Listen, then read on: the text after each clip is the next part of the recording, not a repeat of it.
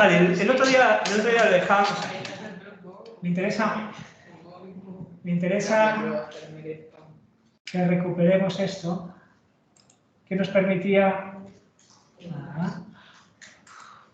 describir la situación del Bajo Imperio en el que se va a producir, bueno, pues ya el hundimiento definitivo del imperio y su reemplazo por una nueva situación política, que es la que describe esa multiplicación de poderes de origen germánico, de origen tribal, que se van a ir asentando en el imperio y que van a ser los protagonistas en la construcción de todo el periodo siguiente, ¿no? Nunca la romanidad se va a perder de todo.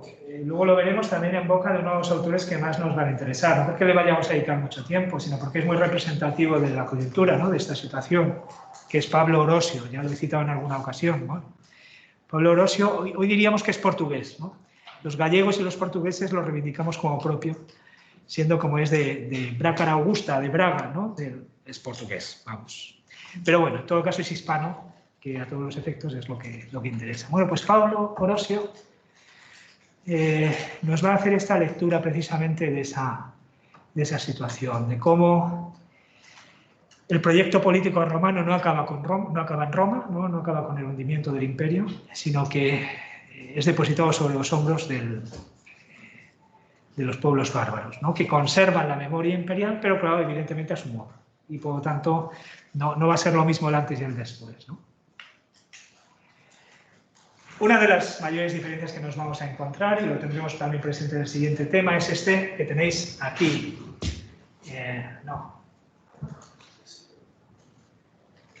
Vale.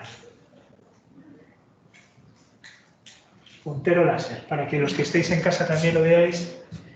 Es este que tenéis aquí, que es como en lo que incorporan los pueblos germánicos en su instalación en el territorio del imperio va a ser un principio de dominación fundamentalmente territorialista, donde se mezcla la referencia territorial y la referencia de consanguinidad. Son tribus. Y por lo tanto, nada más alejado de lo que había sido la trayectoria histórica de Roma desde los tiempos de la República, donde se va instaurando sobre todo una referencia de tipo personal. En Roma el elemento fundamental no es el territorial, sino el personal. Y todas las relaciones jurídicas, que son la gran columna vertebral, tanto de la República como del Imperio, se basa sobre relaciones de tipo personal. Roma es un pensamiento jurídico-político personalista. En cambio, las tribus germánicas lo que instauran es más bien un paradigma de tipo territorialista, territorial, basado sobre todo en la comunidad de sangre. ¿Sí? La común pertenencia a una tribu. Claro, el maridaje, ¿no?, la mezcla entre el principio jurídico romano, el derecho romano de carácter personal, etcétera, etcétera, y este otro factor tribal y territorial, pues no es fácil en un primer momento, ¿no? Va a tener que saldarse en beneficio de uno de los dos extremos, ¿no? ¿Cuál va a ser el elemento que vence aquí? El elemento personal. El personalismo romano va a ser el que redefina también el territorialismo bárbaro, ¿vale? Para entendernos. Y esto es muy interesante. Hay un artículo, es una conferencia primero, fabulosa, es un poco, en fin, antigua ya, ¿no? Porque yo creo que del 60 y algo, de Álvaro Dors, que yo creo recordar, como no he podido entrar en él, luego lo veremos, a ver si está, porque si no está, yo os lo pasaré. A propósito precisamente de este problema, que se llama sobre el no estatismo de Roma, de cómo en Roma, la civilización romana descansa precisamente sobre criterios de carácter personal, de carácter jurídico personal.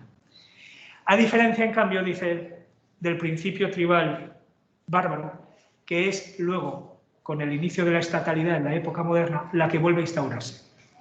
Es decir, Álvaro II ve una continuidad entre las invasiones bárbaras de alguna manera, es decir, el derecho claramente tribal de los pueblos bárbaros, y la concepción territorial de la política que nosotros, por ejemplo, teníamos en Grecia, ahora no vamos a entrar ahí, ¿no? Pero los que habéis visto algo del pensamiento político griego, algo sonará, ¿no? Ahí la referencia fundamental es la polis, ¿no? Y la polis es una ciudad con sus fronteras bien delimitadas, incluso muchas veces amuralladas, ¿no? Bueno, pues ese elemento territorial griego, que pasa también por las estructuras jurídicas territoriales y tribales de los pueblos bárbaros, es el que retoma el Estado.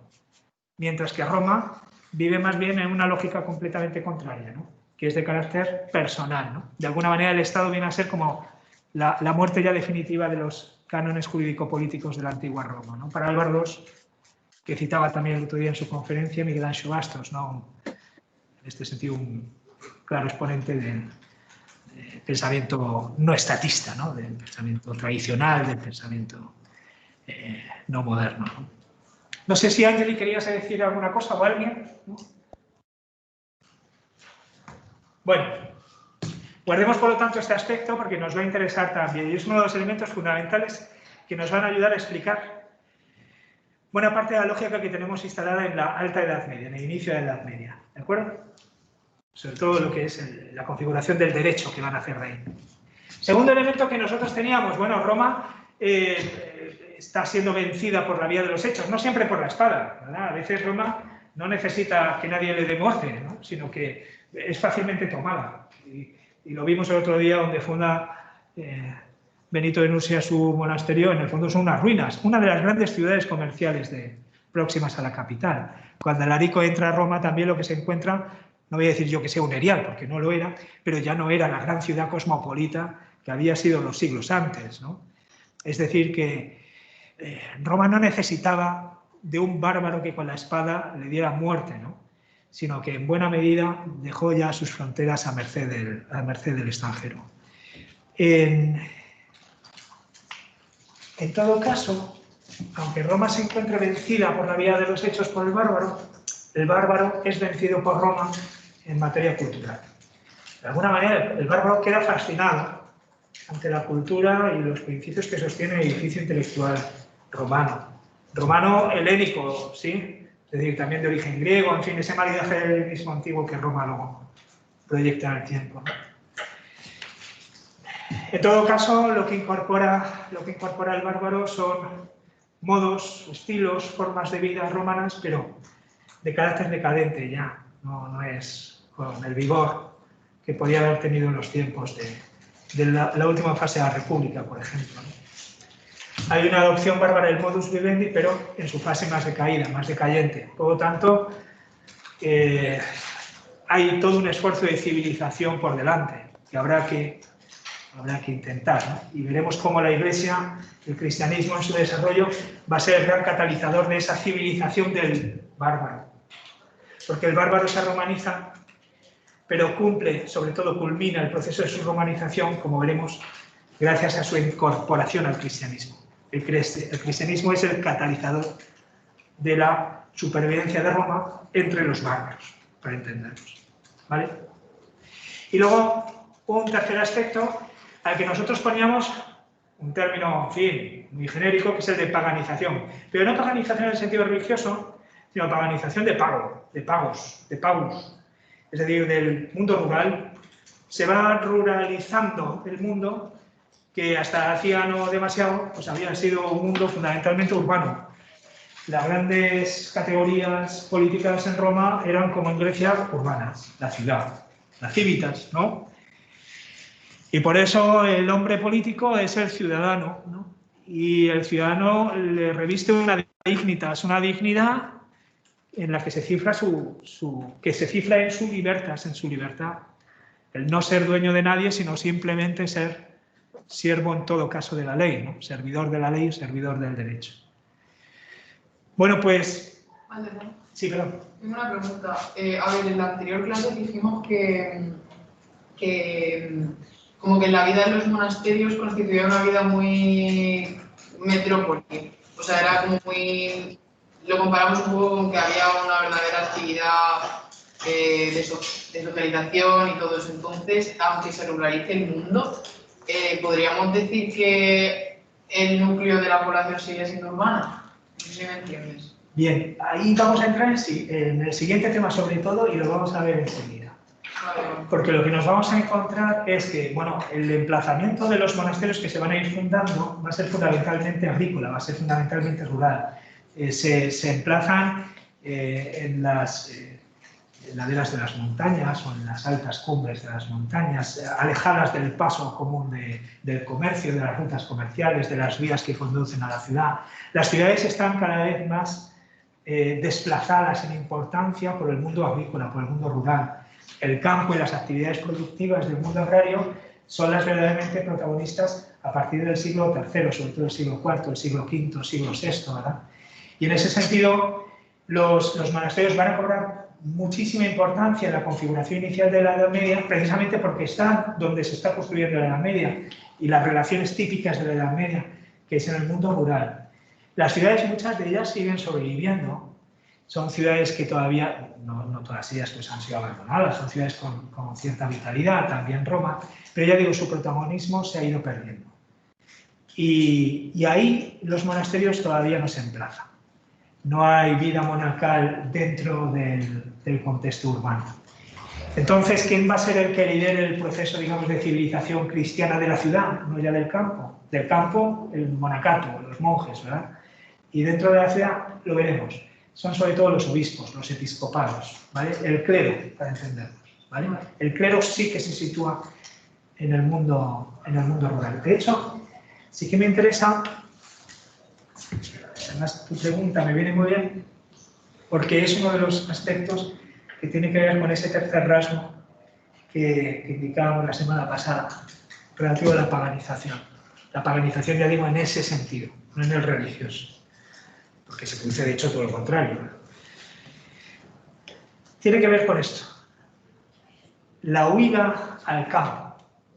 Es decir, el repliegue de las actividades a las actividades productivas agrarias, de carácter agrícola, la producción en ese sentido del primer sector, el desplazamiento de la importancia de la ciudad en beneficio del campo, y luego, por otra parte, algo que le acompaña, que es el repliegue de lo público. Es decir, la pérdida o la crisis de representatividad de las instancias públicas. Hay un fenómeno muy interesante que se produce en el siglo IV. Bueno, vamos a ver si yo puedo abrir aquí.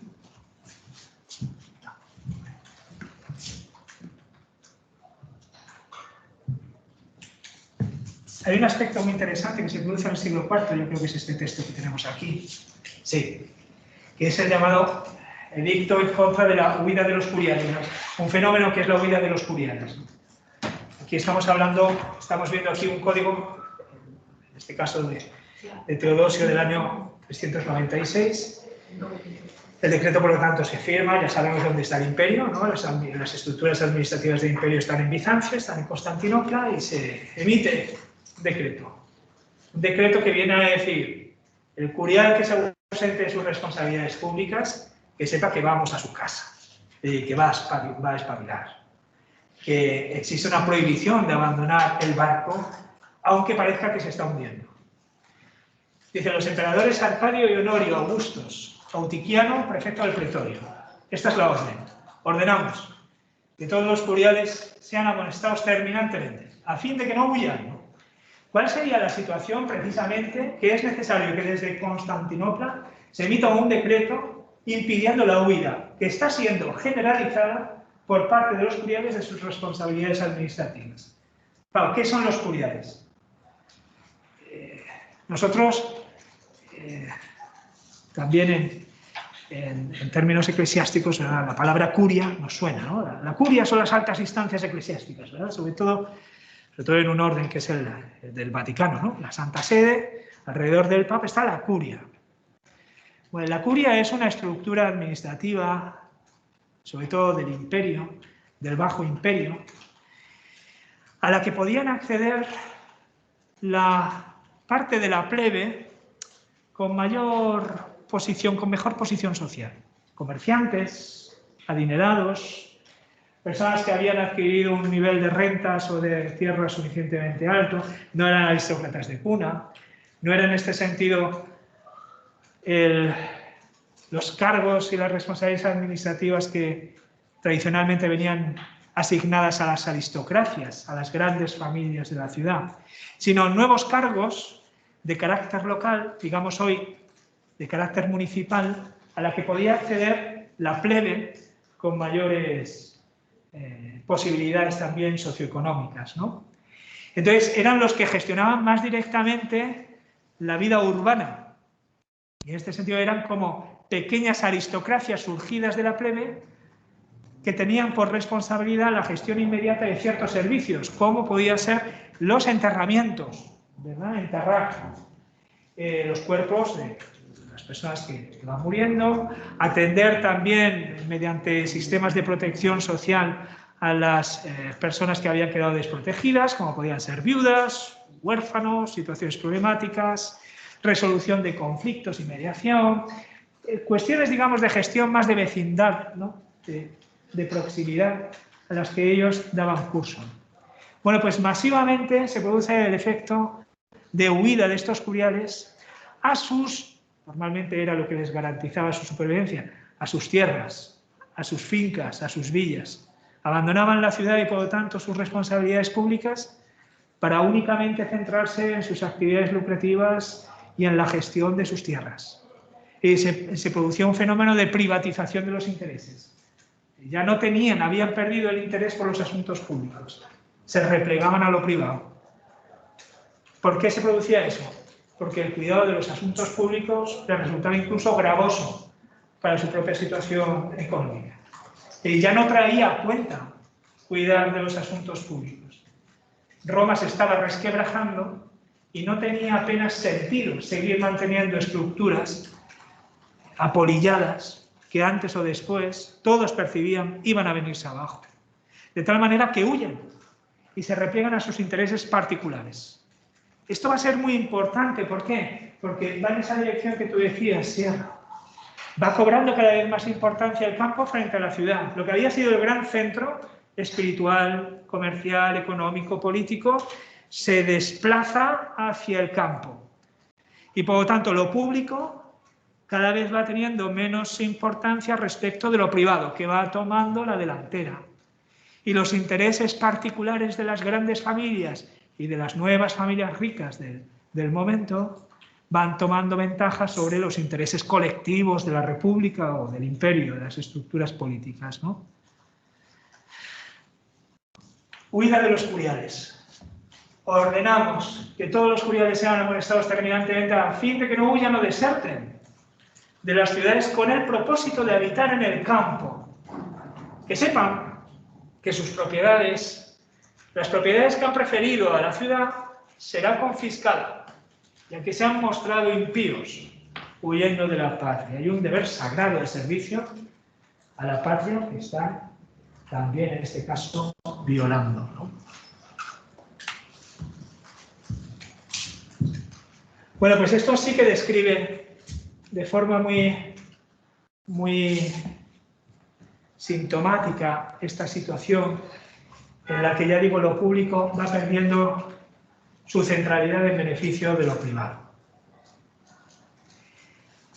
Una situación, además, a la que acompaña una enorme crisis económica. El otro día leíamos nosotros un testimonio de San Jerónimo cuando veía que Roma estaba cayendo bajo los pies de los caballos de Alarico, ¿no? Bueno, haya o no exagerado en algún punto de su relato, que poco nos importa, lo cierto es que la situación económica de la Roma de los siglos III y IV era una situación de enorme preocupación, ¿no? La crisis económica del siglo III también va a ser uno de los elementos que acaben haciendo sucumbir al imperio. Y por lo tanto, las actividades comerciales que habían alimentado, que habían dado vida al mundo urbano, que había sido entonces el centro, hasta entonces el centro, irá también replegándose hacia la producción agraria inmediata, ¿no? El cultivo de lo propio, de las fincas particulares, ¿verdad?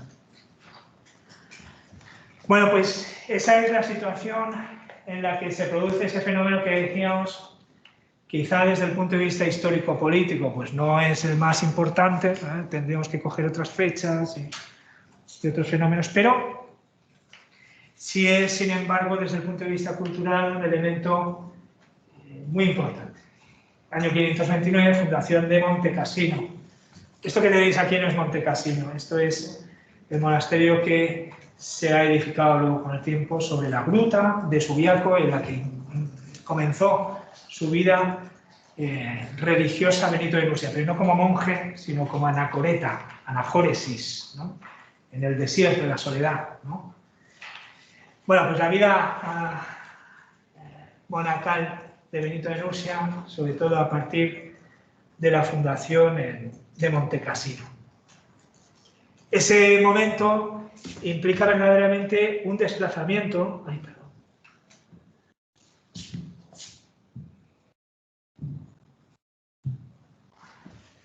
Un desplazamiento del centro de gravedad espiritual de la época, tal y como veíamos lo llamaba Schmidt, ¿no?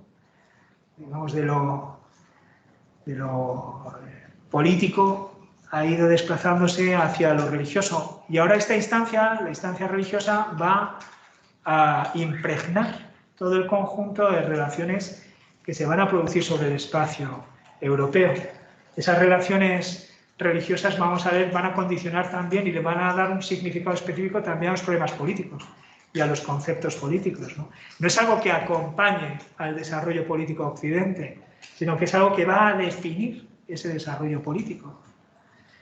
El desplazamiento del centro de gravedad de Atenas, que había sido el gran centro espiritual del mundo helenizado, que mantiene, conserva y proyecta sobre el espacio Roma, de Atenas a Montecassino, como gran centro espiritual de un Occidente cada vez más cristianizado. Va a implicar además como el comienzo de una nueva concepción, una conceptualización nueva, que vamos a ver enseguida, tanto del espacio como del tiempo. De hecho, vamos a entrar ahora en ese punto, ¿no? Las categorías espaciotemporales, que son las que sostienen la reflexión política, también se van a transformar en virtud de lo que ahí está tomando cuerpo, esa nueva forma de vida específica que está alimentada por referencias de carácter religioso. Se produce, si os fijáis, y la semana pasada indicaba esto mismo, ¿no? Un proceso como un esfuerzo prolongado en el tiempo de elevación. Lo mismo que Benito de Nursia nos contaba San Gregorio Magno, asciende desde la cueva de Subiaco hasta las cumbres, ¿no?, de Montecassino, pues también vamos a ver cómo toda la cultura occidental ahora se va a plantear en términos de elevación. Es necesario elevarlo. Como si el orden de la naturaleza en el que se sitúan las relaciones políticas, económicas y culturales del momento fuera simplemente un esbozo de algo que todavía está por ser, por realizarse. Necesita elevarse para tomar definitiva forma. Y ese proceso de elevación es el que le va a conferir la adopción de un modus de vida, ¿no?, de un estilo de vida cristiano. Se elevan las cuestiones naturales al plano sobrenatural. Y ese proceso de elevación, además, se va a interpretar en términos de restauración. Es decir, con su elevación, la propia realidad, en el fondo, lo que va a suceder es que se está restaurando. No es que progrese. Fijaos, en el siglo XVIII, luego ya en el siglo XIX, pero en el siglo XVIII se incorpora al pensamiento occidental una gran idea, sobre todo de mano de los franceses, de la Ilustración francesa. Para ellos es prácticamente una evidencia indiscutible. La evidencia de que toda la historia humana está gobernada por una ley intrínseca a ella, ínsita en la propia historicidad, que es la ley del progreso indefinido. Todo progresa a mejor. Todo siempre va a más y a mejor. Y los tiempos futuros siempre son un avance respecto de todo lo anterior, un perfeccionamiento, ¿sí? Bueno, pues en el mundo medieval nos encontramos semejante idea del progreso.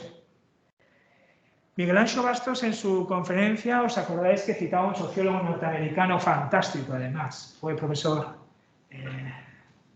también muchos años, tanto en Estados Unidos y en Inglaterra un tiempo, que es Robert Nisbet, ¿no? Bueno, pues Robert Nisbet tiene un libro, es un poco voluminoso, pero donde hace una descripción muy exhaustiva de la historia de la idea de progreso, y se titula así, Historia de la idea de progreso.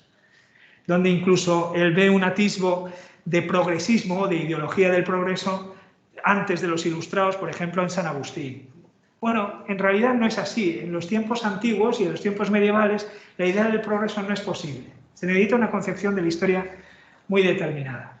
Y desde luego no nos la vamos a encontrar aquí. No es que la elevación sea un progreso, no es que elevar las cosas al plano sobrenatural las haga avanzar en el sentido de progresar, hacerlas progresar, sino que propiamente se trata de hacer justicia, de hacer que las cosas sean lo que siempre debieron ser, pero que no fueron. Es un acto de restitución. Cuando, nos decía Gregorio Magno, Benito de Nursia llegó a Casino, taló los bosques, derribó el altar, ¿sí? Fundó una iglesia. Es decir, restauró. Devolvió el espacio a quien era su legítimo dueño, a Dios. No a los demonios, no a los ídolos, no a la falsa religión, sino a quien era y estaba ahí desde el principio. No es tanto ir hacia adelante, cuanto un volver al origen. Este es como el gesto permanente en la Edad Media hasta que la Edad Media se quiebre y de paso a la modernidad. El mañana siempre es el ayer. Se vive desde la memoria. Es decir, es una vuelta constante al origen. Que las cosas sean lo que estaban desde el principio llamadas a ser. ¿Es un poco platónico eso o no? ¿O me metí mucho? Tiene que ver, pero hasta cierto punto. Es verdad que hay, todavía no, pero más adelante, bueno, todavía sí, por parte de ciertos autores, teólogos y demás que no nos interesan, pero digamos en la intelectualidad más generalizada, más allá de la teología, sí que hay una adopción del pensamiento platónico. Pero aquí se funda sobre una concepción de la historia que está más allá de Platón, sobre todo porque depende de un hecho que es religioso y no es simplemente filosófico, ¿no? Ahora lo veremos. Es más fe que... Sí, es la concepción de la historia que va a surgir del hecho religioso y ahora entraremos en esto, ¿vale? Elevar es restaurar. Llevar las cosas a su cumplimiento en este sentido significa hacer justicia. Lo que Benito de Nursia hace cuando derriba el altar al dios Apolo es hacer justicia, es devolverle a su dueño ese espacio, es dárselo a Dios. No elevación en ese sentido solo, en términos de progreso, sino una restauración, una redención del espacio, como luego veremos. Lo que va a hacer que se transformen, bueno, pues las claves de interpretación de las relaciones socioculturales.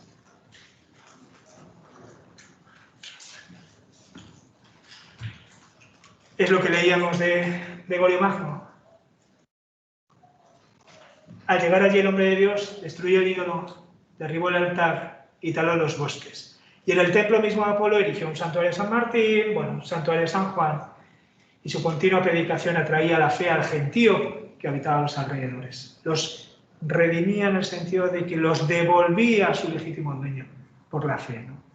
Es necesario, por lo tanto, llevar a cabo todo un proceso de civilización que tenga como objetivo la devolución de las cosas a su origen.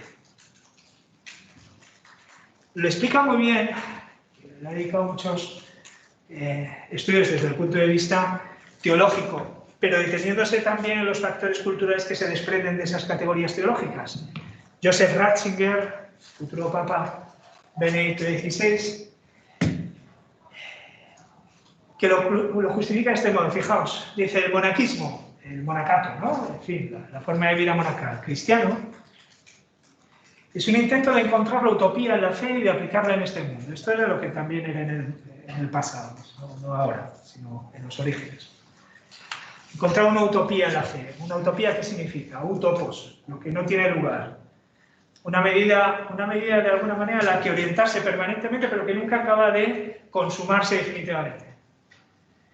Para el marxismo y para ciertas filosofías de la historia, la utopía es el destino final de la historia y, por lo tanto, una fase histórica, la fase última a la que debemos intentar llegar. La construcción de la sociedad ideal, del Estado comunista, donde ya no haya diferencia de clases, etcétera, etcétera, es la última fase de la historia, ¿no? y por lo tanto forma parte dentro de la propia historia, ¿no? Es una de sus fases, ¿no?, con la que se construye la definitiva, ya no hay más, ¿no? En el caso del cristianismo, y por supuesto del cristianismo primitivo, esa utopía nunca es una fase intrahistórica, siempre es algo que queda fuera de la historia. Esto nos va a interesar para entender San Agustín. Pues San Agustín va a articular también teológicamente su concepción de la historia, y cuando él hable desde categorías teológicas de cuál es el sentido de la historia, va permanentemente a recordarnos cómo el fin de la historia está por encima de la historia, está más allá de la historia, no está en la historia. La ciudad de Dios, dice.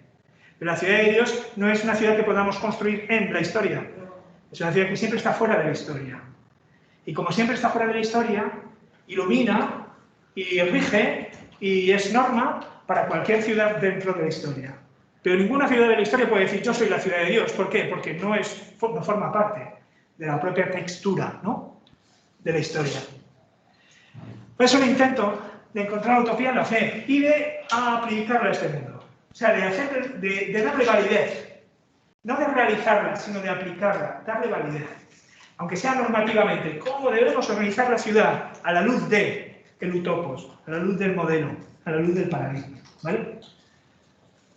La expresión bios angelicos, con la que se ha definido el monaquismo, vida angelical, ¿no?, describe muy exactamente este objetivo: vivir aquí como un preámbulo, un anticipo de la vida del paraíso, y transformar eso que no tiene lugar en algo que tenga lugar, y que tenga lugar lo que no tiene lugar, que pueda dar sentido al aquí y a la ahora algo que está más allá de todo aquí y de todo ahora, que pueda llenar las relaciones en la historia, algo que sin embargo no pertenece a la historia.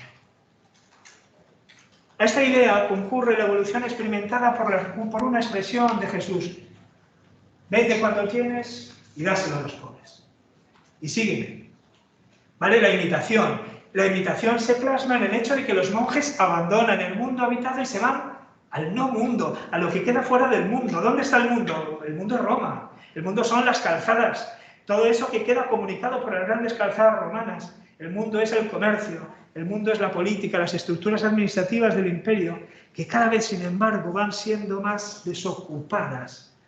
Quienes son los responsables de gestionar los asuntos públicos huyen. Las ciudades quedan cada vez más deshabitadas. El protagonismo de la vida política se va perdiendo en beneficio de las actividades productivas de carácter agrícola.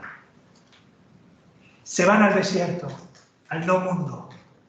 Cirilo de Escitópolis, un autor de aquellos primeros siglos, formuló con una bella expresión este cambio, esta ruptura, este trastueque, denominado fuga seculi, la huida del siglo, la huida del tiempo, ¿no?, la huida del tiempo que mide nuestras actividades cotidianas, diciendo que con los monjes el desierto se transforma en civitas y el no mundo en nuevo mundo. Como si al desplazarse al no mundo, los monjes estuvieran construyendo un mundo ante el cual aquel que era el mundo pagano, el mundo antiguo, fuera un no mundo. Es decir, lo que antes era el mundo frente al desierto, ahora es el desierto frente a un nuevo mundo. Y ese nuevo mundo es el que configura a su alrededor el monacato, el estilo de vida, la forma de vida monacal, en el no mundo rural. Se trata de una revolución espiritual que se manifiesta en una autoexpropiación del convertido, del converso, del que se entrega a la fe, creando para él un nuevo criterio de vida e inaugurando, respecto del otro viejo mundo y a sus civitates, una nueva civitas, una nueva ciudad. Esto se manifiesta del modo más expresivo para la sensibilidad antigua en un hecho, en el hecho de que las divisiones sociales que rigen en el mundo, las divisiones entre libres y esclavos, hombres y mujeres, o diferencias de carácter tribal o racial, cesan automáticamente en el umbral del monasterio. Cuando el hombre se incorpora, y es uno de los artículos de la regla benedictina, cuando alguien llama a la puerta, se desnuda de su yo pasado y cobra un nuevo hábitus, una nueva forma de vida, el hábito monacal, que le borra toda diferencia. Da igual que sea un hombre perseguido por la justicia, dentro del convento, del monasterio, se transforma. Es otro, ¿sí? Cesan las diferencias que rigen en el mundo pagano. La distinción entre libres y esclavos que continúa vigente en el mundo queda suprimida entre los monjes. Bueno, es algo que sucede evidentemente en un espacio concreto, en torno a cierto tipo de relaciones muy específicas, que son las religiosas, pero que se convierten, y cada vez más, como en el paradigma que nos va a permitir interpretar, explicar todo lo demás. ¿De acuerdo?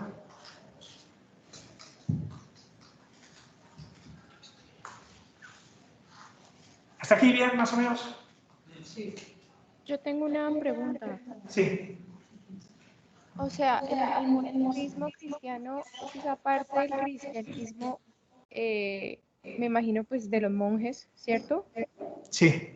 Que busca, como en una utopía, pues, o sea, motivar a la fe, crear un mundo ideal, pues no en el mundo físico, sino ya sería como el paraíso, de redimirse y eliminar las diferencias que dijiste y ser más cerca a Dios, y eso es más o menos la idea. Sí, va por ahí, sí, en el fondo va por ahí. Es decir, se trata de inaugurar el estilo de vida adecuado a un hecho previo.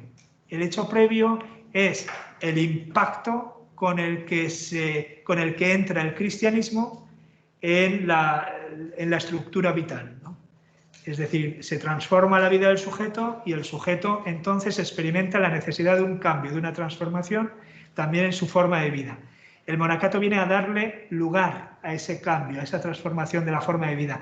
Genera una forma de vida adecuada a un proceso de conversión definitivo radical.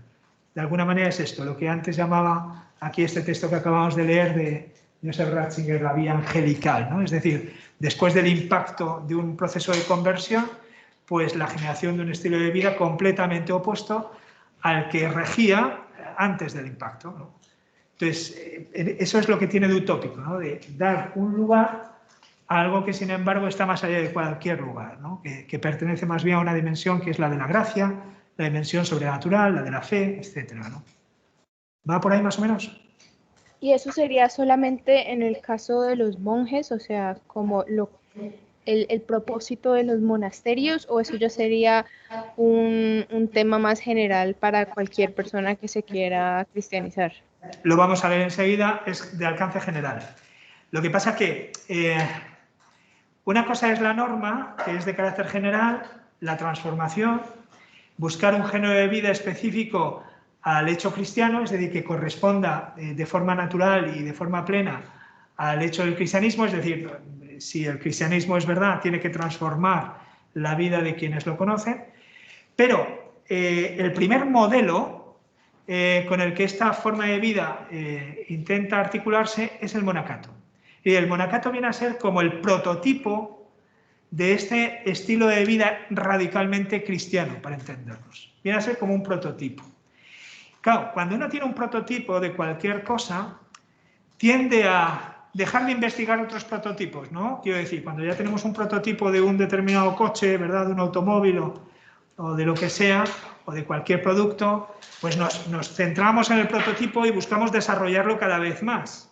Y esto va a tener una consecuencia, veremos que es una consecuencia además muy importante sobre la interpretación que se hace de lo que sucede fuera del orden monacal, es decir, de lo que se suele llamar el mundo laical, ¿no? Lo laical, el mundo temporal, algo muy reivindicado en el Renacimiento y en el humanismo, las actividades seculares, las actividades productivas, las actividades políticas, culturales, más allá de las puramente religiosas. El problema es que, centrándonos en el prototipo que da expresión concreta a una forma de vida radicalmente cristiana, tienden a olvidarse otros aspectos de quienes no forman parte de ese estilo de vida o de esa forma de vida. No sé si me explico bien. Porque no quiero adelantar tampoco cosas que ya veremos más adelante. Sí, sí, Pero viene a entiendo. ser, el monasterio viene a ser eso, como un prototipo. Nos viene bien a lo mejor esa imagen, ¿no? Como un modelo. Se podrían explorar otros modelos, pero el modelo típicamente occidental de llevar a cabo una forma de vida radicalmente cristiana en los momentos iniciales, de este periodo histórico, nos lo vamos a encontrar ahí.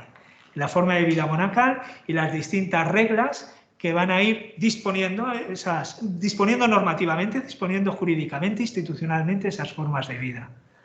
Nosotros conocemos, yo el otro día mencionaba la de San Benito, pero la de San Benito es la que se difunde y la que tiene mayor éxito, pero la más celebrada en la Europa del momento no era la de San Benito, y tendrá mucha fama sobre todo, y en los siglos siguientes también. El irlandés, los irlandeses, que eran gente de otra pasta, vamos, eran normas que para héroes, una cosa, vamos, de un espíritu ascético, de una, en fin, de un abandono de la personalidad en un sentido, en el sentido de que los sujetos hacían una violencia a sí mismos brutal, ¿no?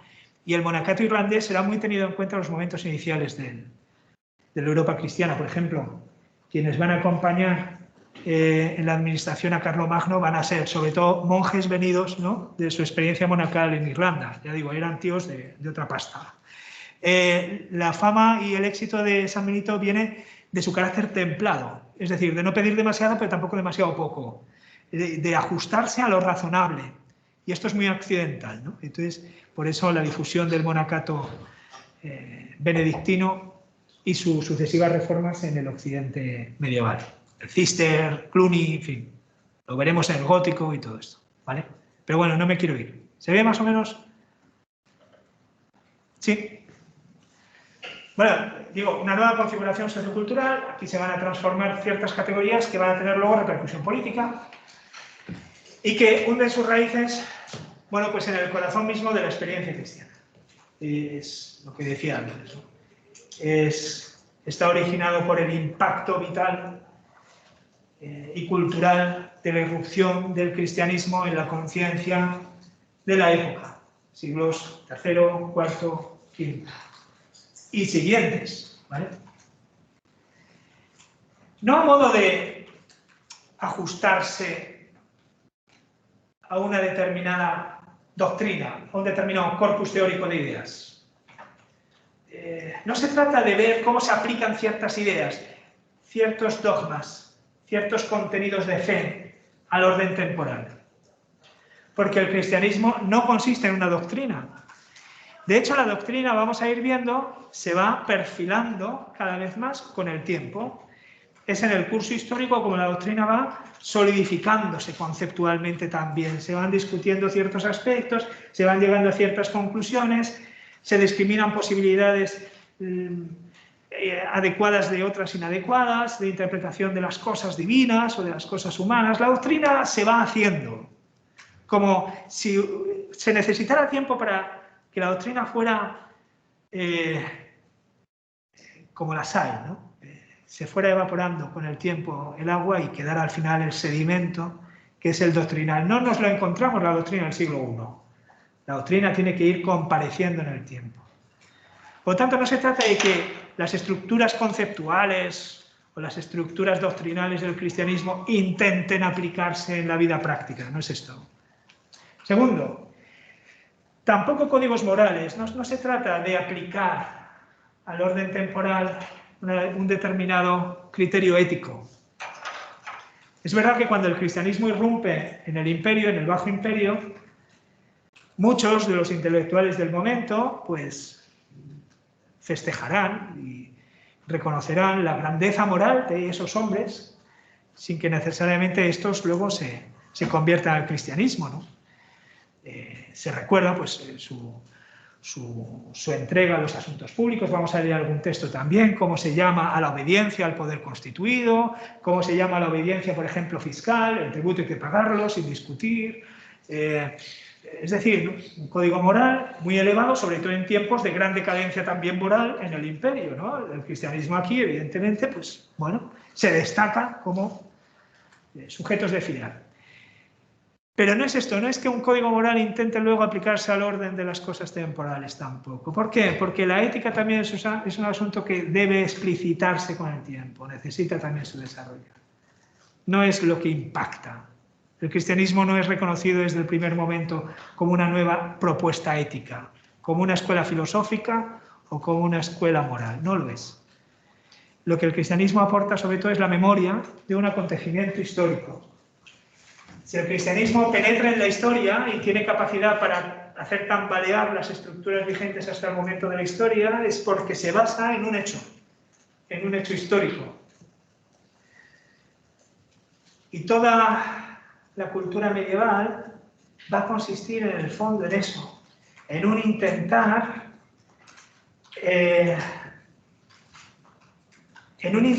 conformar la vida de los hombres a la memoria de ese hecho, a la vigencia de ese hecho. Es decir, que ese hecho mantenga a lo largo del tiempo su actualidad. Que no desaparezca en el tiempo como un hecho histórico del pasado, sino que sea un hecho constantemente normativo para el presente, es decir, con eficacia normativa para el presente. Todo el mundo medieval va a descansar en la búsqueda de hacer siempre actual este hecho. Que no sea algo que pertenezca al pasado y cada vez quede más atrás, sino algo que cada día quede renovado. Porque al mismo tiempo que penetra en la historia, hace que la historia se eleve a una nueva dimensión. ¿Qué hecho? ¿Cuál es ese hecho? Bueno, pues el hecho es el hecho fundamental del cristianismo. No nos vamos a meter aquí en las cuestiones teológicas, simplemente aludirlo. El hecho fundamental del cristianismo es lo que en el prólogo del Evangelio de San Juan, nos importa poco que sea el propio evangelista el que lo haya redactado o no, parece ser que era un himno de las primeras comunidades cristianas que luego quedó incorporado a su evangelio. En el prólogo del Evangelio de San Juan, que sonará a algunos quizá en las primeras líneas, al principio fue el Verbo, y el Verbo era Dios, y el Verbo estaba junto a Dios, y luego prosigue hasta llegar a un determinado momento en el que se declara el Verbum, en latín, esto se escribe en griego, ¿no? Y el Verbo se hizo carne y habitó entre nosotros. El Verbo se hizo carne. Bueno, pues este es el hecho. Guardar memoria de ese hecho en la medida en que se trata de un hecho histórico que irrumpe en la propia estructura de la historia y que al irrumpir en la estructura de la historia la desbarata, en el sentido de que necesariamente obliga a una redefinición de las categorías de la historia. La política, la economía, el derecho, la cultura, que son actividades que tienen que ver, evidentemente, con la historia, que responden a la estructura de nuestra comprensión histórica, necesariamente se ven alteradas por la irrupción de este hecho. Es decir, este hecho trastoca los modos hasta entonces vigentes de comprensión histórica. Dios, el origen, el principio, se hace carne, es decir, se hace historia. Dios, el que está más allá de la historia, penetra en la historia. Dios, el origen y fin de la historia, irrumpe en la historia. Y si Dios, que es el principio y el fin de la historia, irrumpe en la historia, necesariamente entonces la historia va a cobrar una dimensión distinta. Porque para entender la historia habrá que mirarla desde Dios, desde su origen y su fin, que es Dios. ¿Se ve? No es algo al margen de Dios, no es algo que discurra como en paralelo a la existencia de lo divino y en lo que no exista prácticamente contacto alguno, sino que, por el contrario, la historia misma ha quedado redefinida por el modo como Dios mismo toma lugar en ella. ¿Sí? Bueno, pues, ¿podemos continuar o hacemos un pequeño descanso? Lo que quieras. ¿Descanso? Entonces, nos tomamos, para los que estáis también fuera, ahora mismo son las 6:09 por aquí. Entonces, si queréis, nos tomamos 10 minutos y hay 20. Nos vemos, acabamos 3 pinceladas. Lo que me gustaría ver es, bueno, estamos viendo de la adhesión a un hecho. Bueno, pues cuáles son las notas, las características de ese hecho. Nosotros lo vamos a reducir a 3 rasgos, ¿vale? Entonces, ahí 20 nos vemos y acabamos este tema ya, ¿vale? Perfecto. Pues, yo no sé si vosotros ya estáis por ahí, pero continuamos, ¿vale? Acabaremos también un poquito antes. Ahora lo que me interesa es, bueno, si la edad medieval está configurada por la memoria de un determinado acontecimiento histórico que irrumpe en la historia con tal potencia, con tal fuerza, que desmonta las categorías de interpretación de la propia historia, y esto evidentemente salpica a todo lo que tiene que ver con la historia. A la historia la configuramos políticamente, la configuramos económicamente, la configuramos jurídicamente. Las instituciones también son un modo de salvarnos de la historia, del paso del tiempo, ¿no? De solidificar de alguna manera ciertos fines, ¿no? Bueno, pues de alguna manera, con la irrupción del cristianismo, la conciencia del sentido de la historia y el significado de la historia se transforma, claro. Y esto afecta a todo lo que tiene que ver con ese conjunto de actividades que nos permiten a nosotros desde siempre dar forma a nuestras relaciones históricas, ¿no? Bueno, no nos vamos a poner muy metafísicos tampoco, ¿eh? No se trata de... Pero sí de meternos un poco en las claves espirituales que están interviniendo ahí, ¿no? De modo que podamos comprender por dónde van a ir discurriendo las cosas. Nada.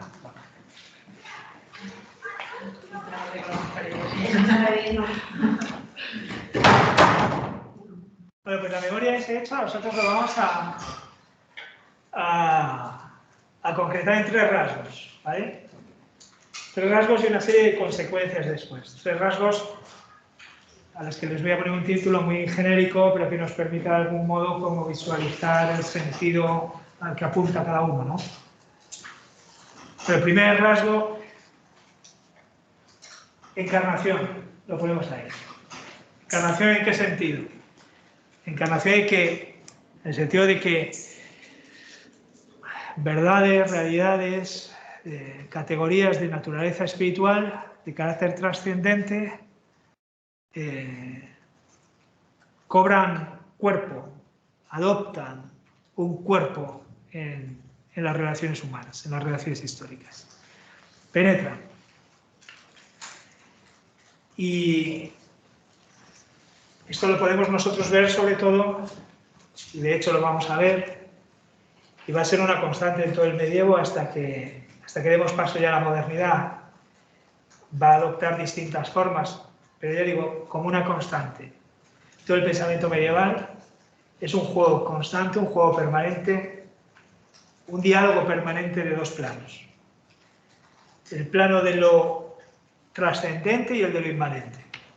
El plano, llamémoslo así, de un modo general, si queremos, religioso, y el plano secular. Y constantemente nos vamos a enfrentar a juegos de pares de conceptos, oposiciones, de las que el hombre medieval no puede salir. Vive, de algún modo, inserto en un cruce constante de oposiciones.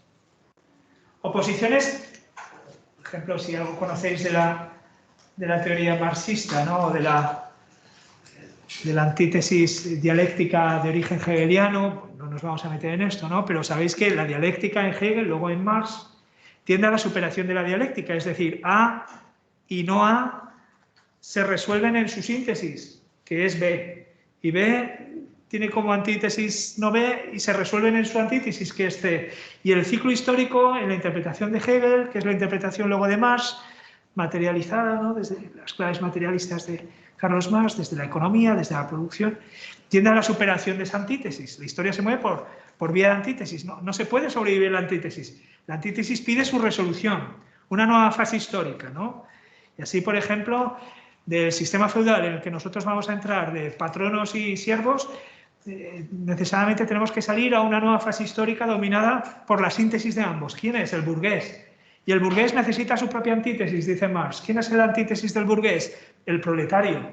Y la lucha, la antítesis entre burgueses y proletarios, bueno, pues da consigo la revolución, la revolución socialista y la dictadura del proletariado, en fin, el advenimiento del mundo futuro y el fin de la historia, que es la sociedad comunista. En el mundo medieval no, las antítesis se conservan, porque la historia consiste precisamente en el cruce de ese par de conceptos, en el cruce antitético de ese par de conceptos, en el diálogo de esos planos, de lo superior y lo inferior, de lo de dentro y lo de fuera.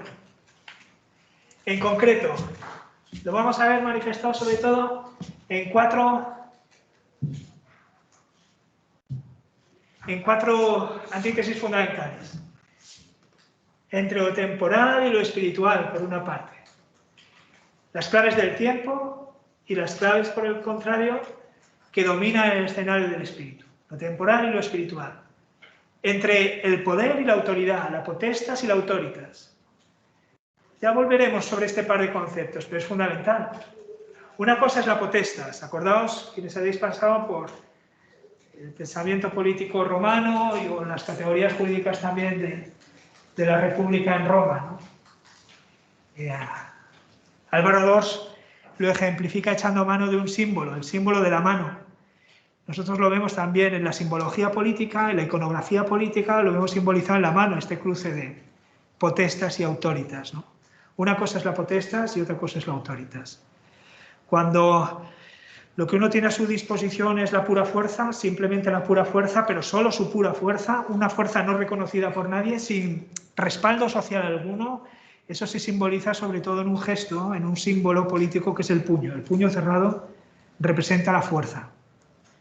Pero las cosas no se pueden hacer solamente por la fuerza. Uno busca la adhesión popular al proyecto que representa o al que sirve esa fuerza.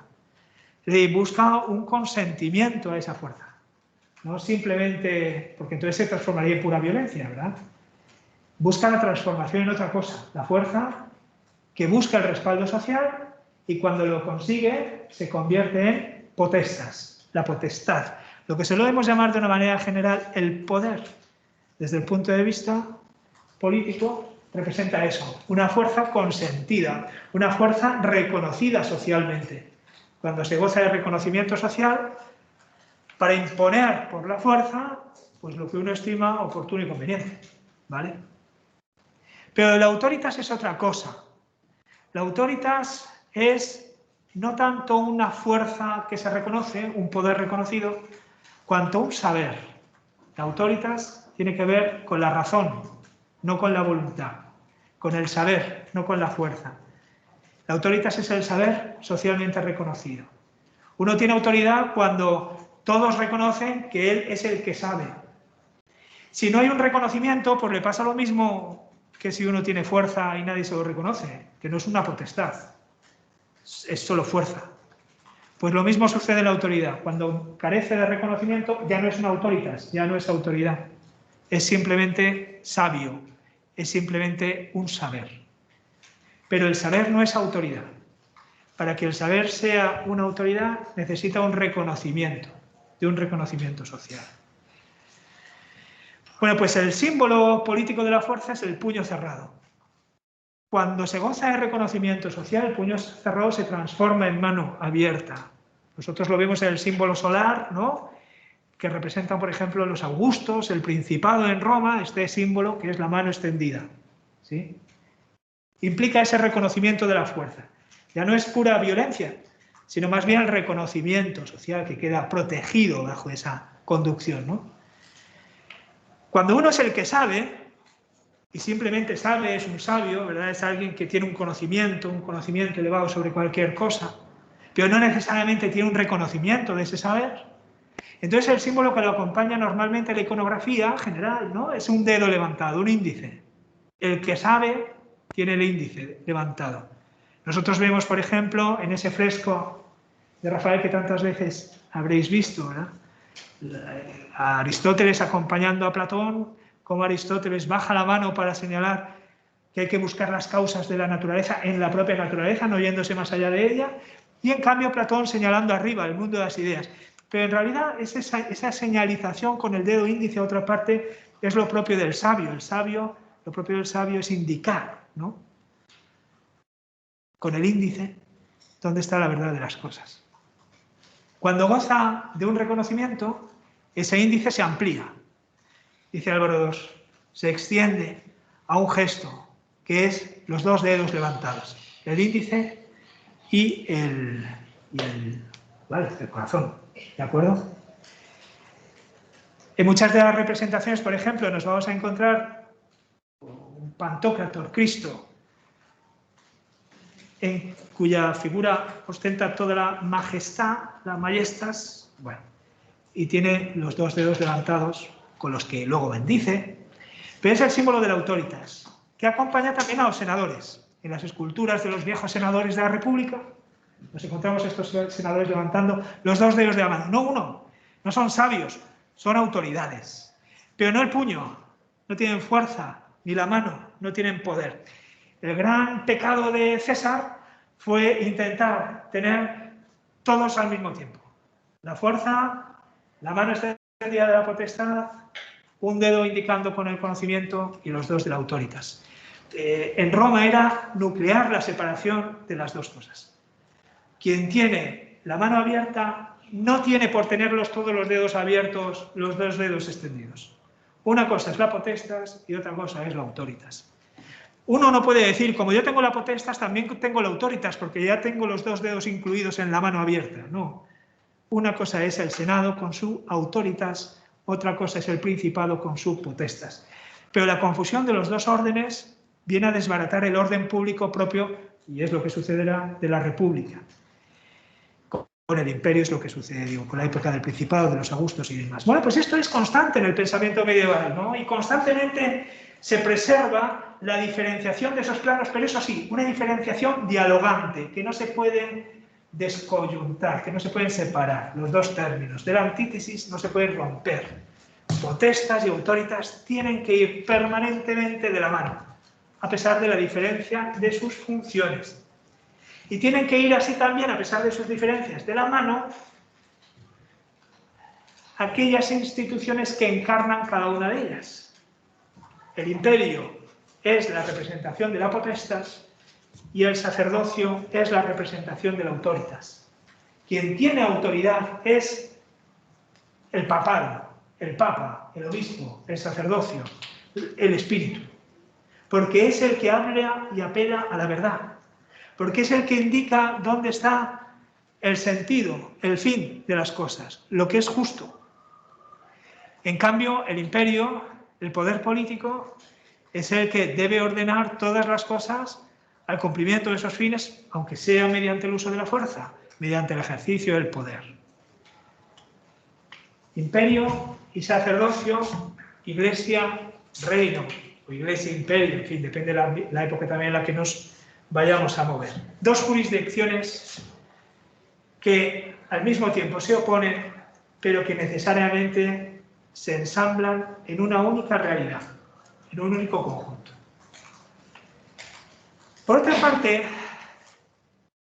este diálogo de planos, lo espiritual y lo inmanente, lo trascendente y lo inmanente, lo espiritual y lo temporal, implica para la historia una nueva concepción, un nuevo sentido, una nueva conciencia también de la historia, según el cual la historia va a quedar redefinida por su relación con el principio trascendente de la historia.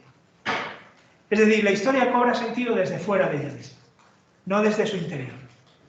Para la mente pagana, para la mente clásica, la historia constituía un todo.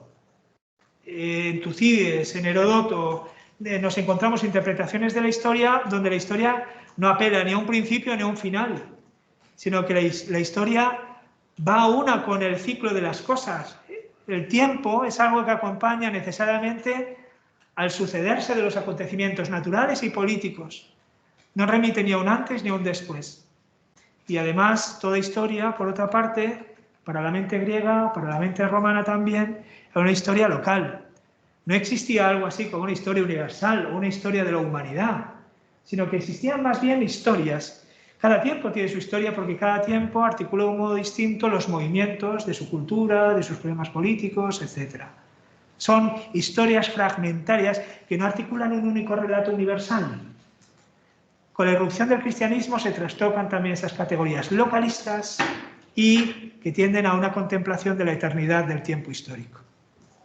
¿Por qué? Porque ahora la historia tiene sentido por su referencia a un criterio o a un principio trascendente, que le pone principio y final, un comienzo y un término.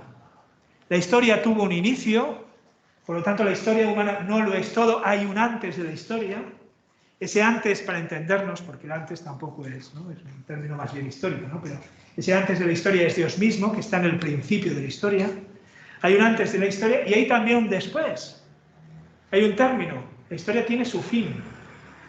Y el fin de la historia es, además, de carácter trágico, dramático. Es un fin taxativo, ¿no? El fin de la historia es un corte absoluto. El fin de la historia va a consistir en un juicio. Es el juicio final. El fin traumático de todas las cosas, ¿no? Todo tiene un principio, todo tiene un final, y además no solamente tiene un principio y un final. El momento de la creación y el del juicio. El momento de nuestros primeros padres, la creación de la que se habla en el Génesis, por ejemplo, y el fin escatológico en el que todo tendrá que dar cuentas a Dios como su principio, sino que además de ese principio y ese final hay un punto medio, que es el cumplimiento de la historia, el momento en el que Dios se encarna en la persona de Jesucristo. Cristo, el nacimiento de Cristo, es el culmen de la historia, el cumplimiento de la historia, el centro, o si se quiere, el criterio de la historia, lo que da sentido a la historia. Una nueva conciencia histórica que hace que la vida del hombre se interprete como una peregrinación, desde un principio hacia un final. No es el tiempo cíclico de los antiguos griegos, donde todo está llamado permanentemente a repetirse. Es la historia de un viaje hacia un final al que el hombre debe rendir cuentas.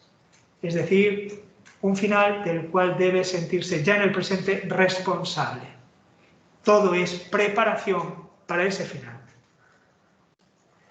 Cuando en el siglo XVIII los ilustrados temporalizan las fases de la historia, a estos siglos que van desde el Bajo Imperio de Roma hasta la modernidad, la llaman Edad Media, porque piensan que es lo que hay en medio entre la razón pagana y la moderna.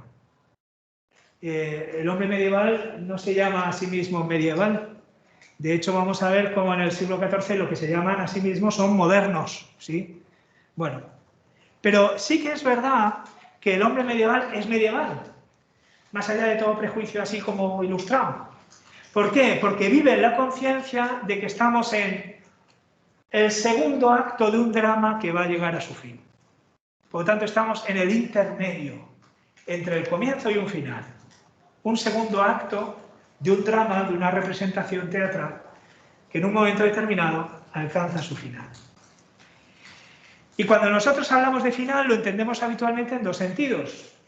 Y este final de aquí, de la historia, también hay que entenderlo en esos dos sentidos. Fin, para nosotros significa lo que pone término a algo, ¿sí? Lo que acaba, el extremo de algo, ¿no? Cuando llegamos al fin, ¿no? Su punto terminal. Es lo que los griegos llamaban peras, ¿no? Lo que está perimetrado, delimitado, lo que tiene un límite. Bueno, pues la historia tiene un fin en ese sentido de delimitación temporal. La historia tiene un término. Pero la historia también tiene un fin en otro sentido, cuando nosotros hablamos del punto de referencia que da sentido a algo presente.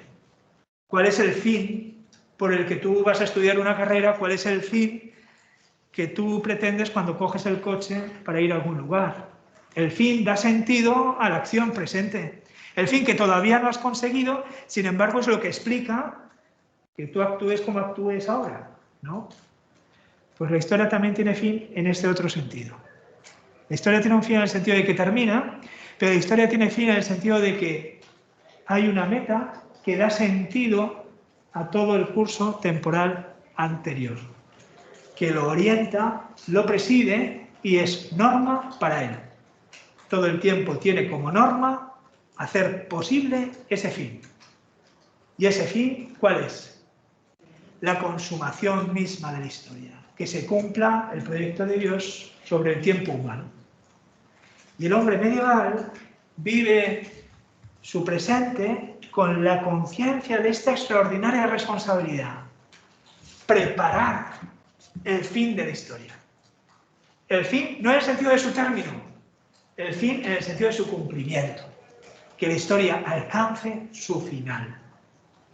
No en el sentido del fin terminal, en el sentido de su sentido, ¿vale? Preparar el sentido de la historia. Hacer todo lo posible para que las cosas se acomoden al plan de Dios que está al final y lo presidía ya desde su inicio. Bueno, esa responsabilidad nosotros la vamos a ver incluso de forma explícita en boca de reyes y emperadores, tanto como de papas y obispos. Pero más significativo todavía va a ser encontrarlo en boca de emperadores y de reyes. Carlomagno va a cumplir su misión precisamente desde la clara conciencia de su responsabilidad ante el final último de la historia. Y se sabe depositario de un mandato divino por hacer posible el advenimiento de ese final. ¿Sí? Ya digo, no en el sentido de término, sino en el sentido de cumplimiento. ¿Vale? Pues ya lo veremos en algunos de los textos también más adelante. Bueno, eso en cuanto a ese primer rasgo. Segundo, lo vamos a llamar así, redención. El hecho cristiano consiste en una realidad trascendente que se encarna. Al encarnarse la historia cobra forma. La historia medieval va a ser un intento de explorar todas las formas posibles de responder a esa principialidad, ese carácter principal de lo divino en la historia humana, de corresponder a ese principio.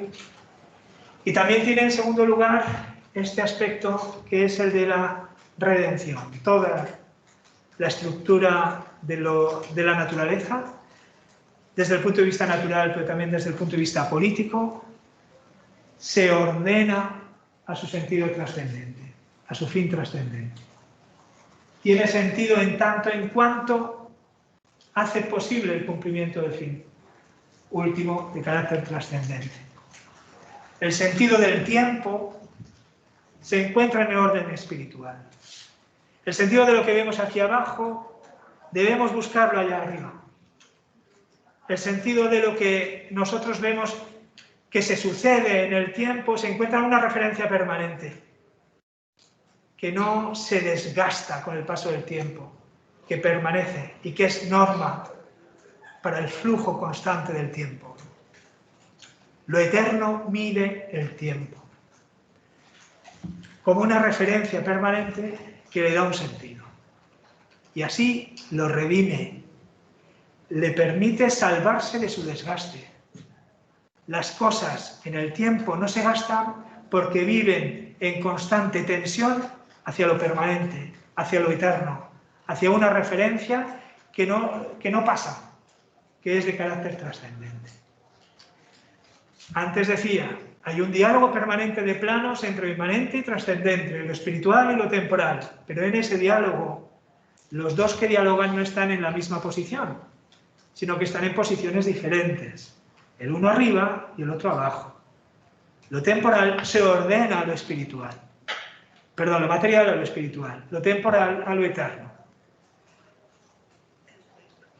Lo político, como veremos, a lo no político, a lo religioso. La configuración de la sociedad medieval va a ser un intento de configurar aquí, en este tiempo en el que nosotros nos movemos, una imagen, un preámbulo, un anticipo de eso que, sin embargo, solo se nos da en lo eterno. Es la ciudad de Dios en la tierra. La ciudad de Dios es Dios mismo, está fuera de la tierra, está fuera de la historia.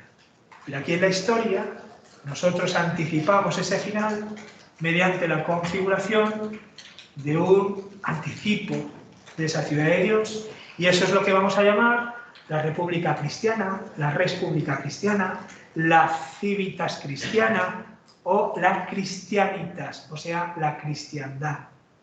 La cristiandad es el intento histórico, cultural, finito, mudable, relativo, de configurar en el tiempo una imagen de la ciudad eterna, una imagen de la ciudad de Dios, que es un icono, un símbolo, se refiere a Dios mismo.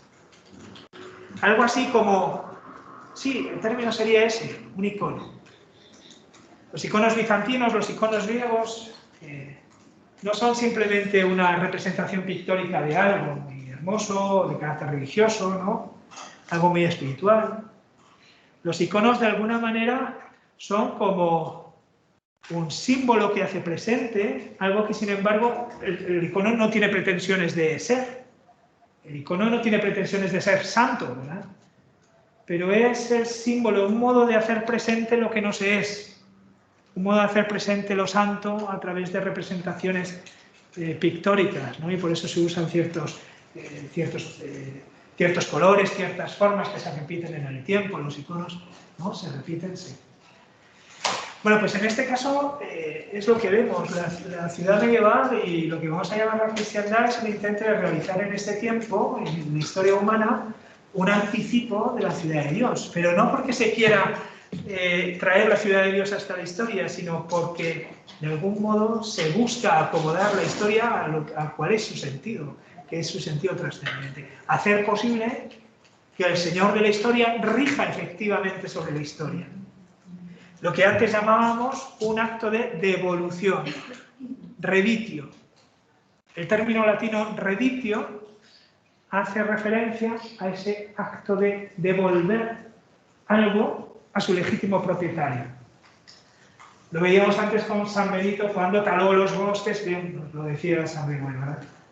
Bueno, pues la ciudad medieval es un intento de devolver los asuntos humanos a su principio, hacer que rija eficazmente ese principio también las cosas de la historia. Hacer que rija además ¿con qué fin? ¿Con qué finalidad? Hacer que rija además para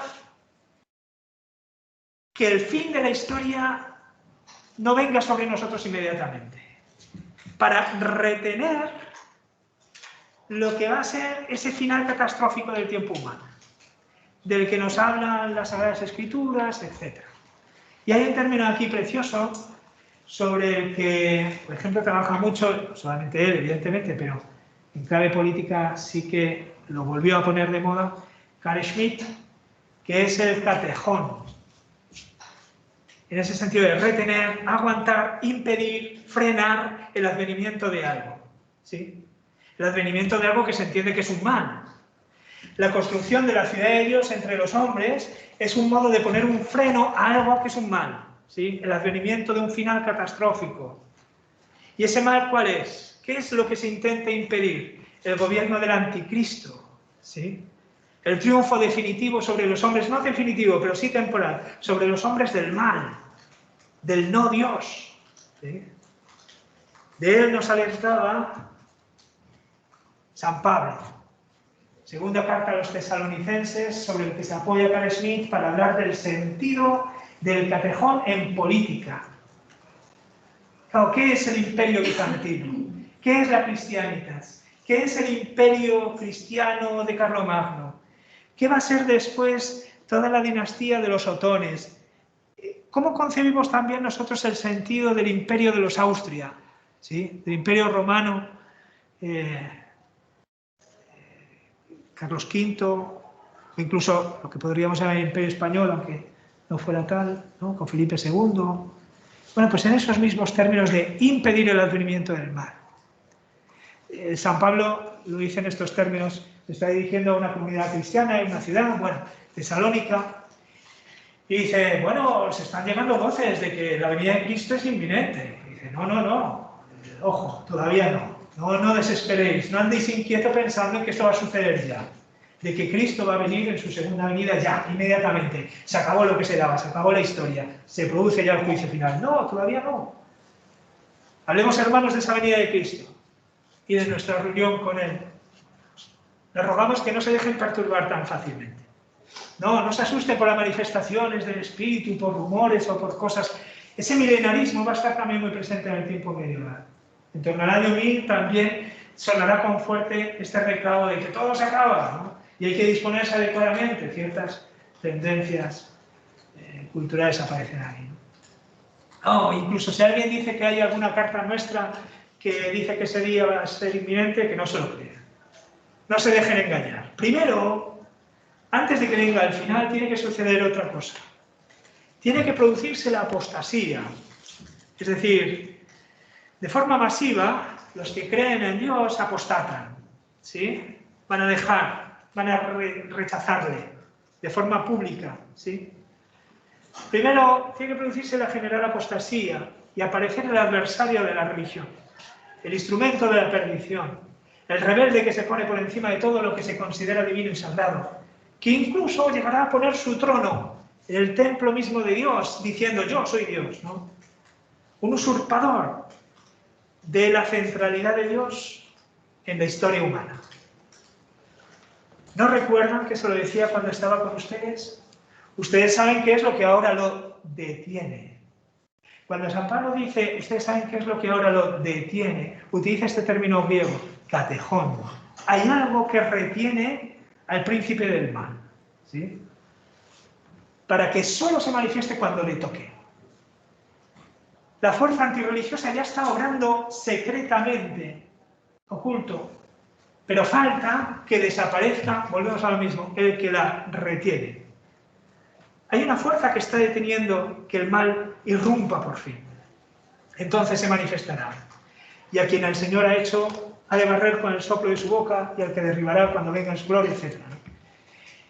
Al presentarse este sin ley con el poder de Satanás, hará milagros, señales, prodigios. Bueno, bien, y sigue. Hay algo que retiene la fuerza del mal.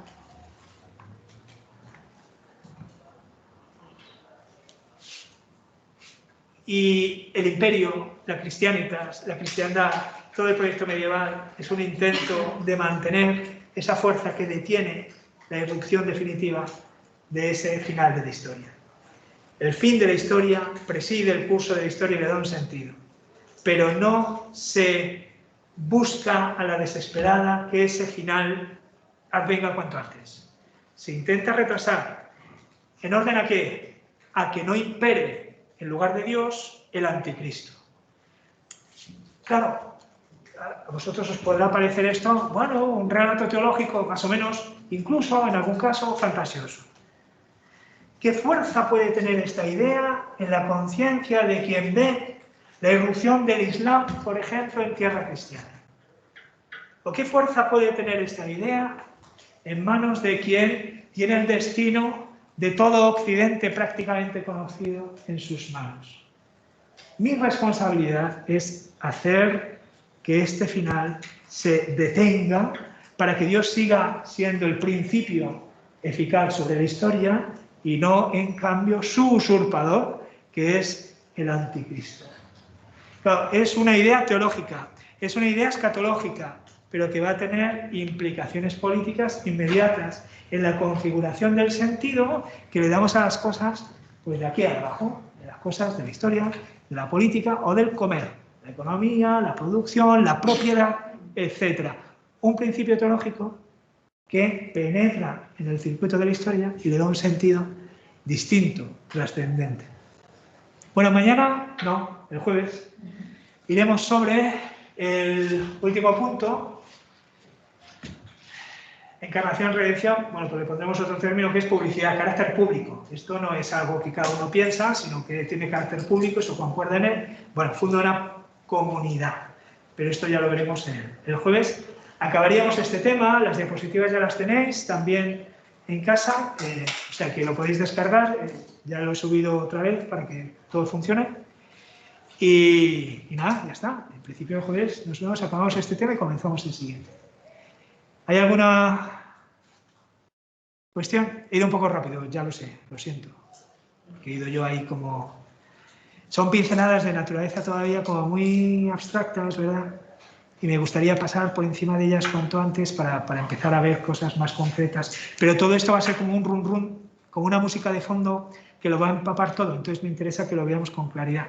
Y si hay alguna idea o alguna cosa que no se viera, pues entonces lo hablamos con un poquito más de calma porque no hay prisa, ¿vale?